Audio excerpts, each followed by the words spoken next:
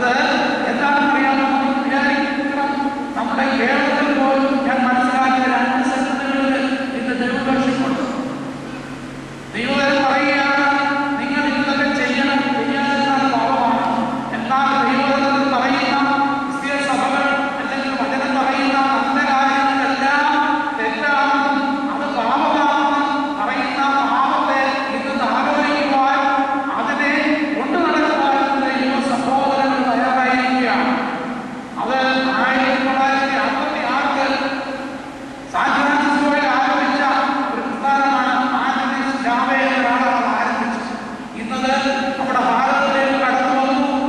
അതുപോലെ നമ്മുടെ കേരളത്തിൽ കടന്നു വന്നിട്ട് അതിന്റെ ആസക്തി യുവജനങ്ങളിൽ കടന്നു പോകുന്നു. ഒന്ന് മദ്യം, മയക്കുമരുന്ന്, സ്വഭാവരതികള്, മദ്യം, മധുരാഴ്ച ചിത്രങ്ങള്, സ്വാതന്ത്ര്യത്തിന്റെ അവരാണ് ഇഷ്ടങ്ങളിൽ ജീവിക്കാമെന്ന് പഠിപ്പിക്കുന്ന ഒരു മതത്തിലേക്ക് ഇന്നത്തെ സമൂഹം കടന്നു പോകുന്നു.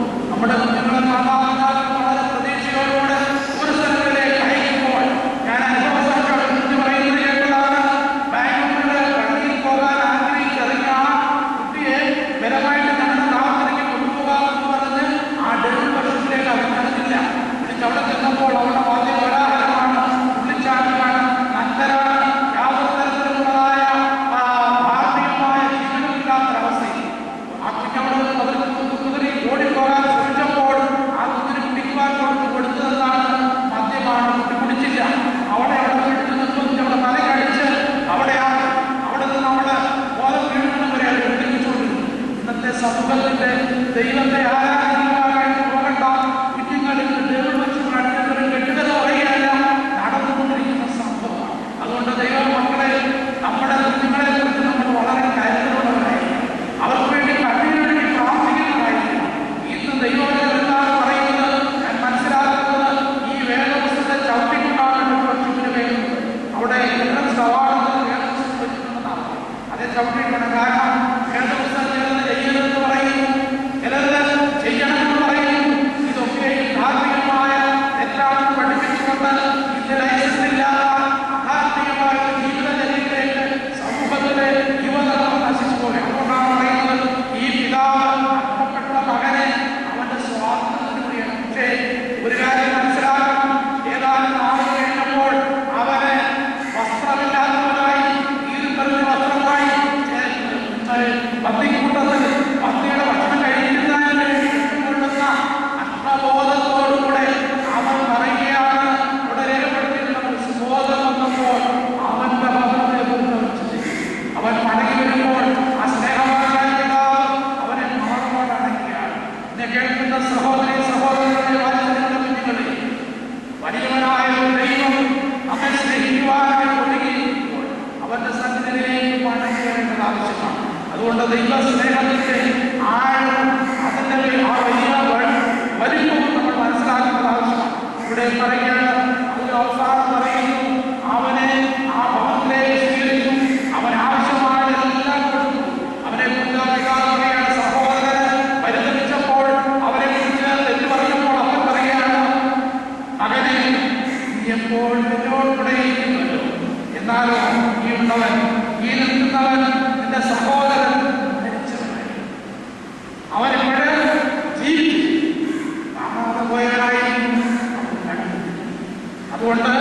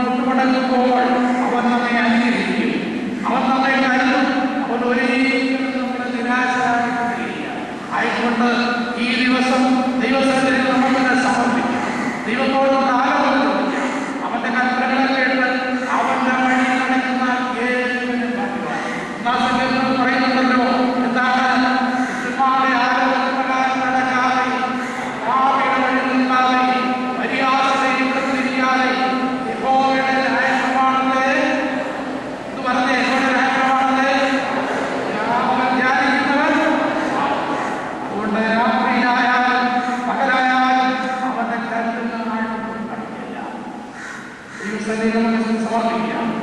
രാത്രിയിലുള്ള നിന്റെ കരുതലിൽ രാവിലെയുള്ള നിന്റെ വിശ്വസ്തതയ്ക്കും എന്ത് യോഗ്യത, എനിക്കെന്ത് യോഗ്യത, യേശുവിന്റെ നാമത്തിൽ യോഗ്യത, എന്ത് യോഗ്യത, എനിക്കെന്ത് യോഗ്യത, യേശുവിന്റെ നാമത്തിൽ യോഗ്യത, ഞാൻ താഴ്ന്നു എന്നെ മുഴുവനായി സമർപ്പിച്ചപ്പോൾ ഞാൻ താഴ്ന്നു എന്നെ മുഴുവനായി സമർപ്പിച്ചപ്പോൾ എന്നെ കരുതുന്നവൻ, എന്നെ കാക്കുന്നവൻ എന്റെ യേശുവല്ലല്ലോ. എന്നെ കരുതുന്നവൻ, എന്നെ കാക്കുന്നവൻ എന്റെ യേശുവല്ലല്ലോ. രാത്രിയിലുള്ള നിന്റെ കരുതലിൽ രാവിലെയുള്ള